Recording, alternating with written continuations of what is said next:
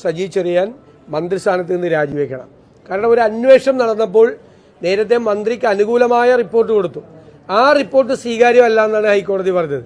അപ്പം മന്ത്രിസ്ഥാനത്ത് ഇരുന്നുകൊണ്ട് ആ അന്വേഷണത്തെ അദ്ദേഹം സ്വാധീനിച്ചിട്ടുണ്ട്. ഇനിയും അന്വേഷണം പ്രഹസനമായി മാറും.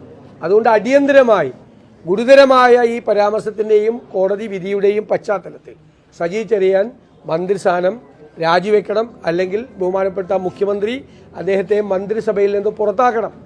നിങ്ങൾക്കറിയാം, വിചാരധാര എന്ന ഗോൾവാർക്കറിൻ്റെ പുസ്തകത്തിൽ ഒരു പാരഗ്രാഫ് അങ്ങനെ തന്നെയാണ് മലയാളത്തിലേക്ക് ട്രാൻസ്ലേറ്റ് ചെയ്ത് സജി ചെറിയാൻ ആ ഭരണഘടനാ വിരുദ്ധ പരാമർശം നടത്തിയത്. നമ്മുടെ ഭരണഘടന മറ്റുള്ളവരുടെ ഭരണഘടനയുടെ കോപ്പിയടിയാണെന്നും നമുക്ക് സ്വന്തമായിട്ടില്ല എന്നൊക്കെ പറഞ്ഞ് ഭരണഘടന കുന്തമാണ്, കുടച്ചക്രമാണ് എന്നെല്ലാം പറഞ്ഞുള്ള മോശം പരാമർശമാണ്.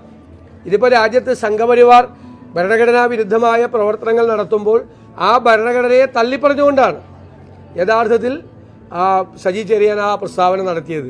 ഒരു കാരണവശാലും അദ്ദേഹത്തെ മന്ത്രിസഭയിൽ തിരിച്ചെടുക്കാൻ പാടില്ല.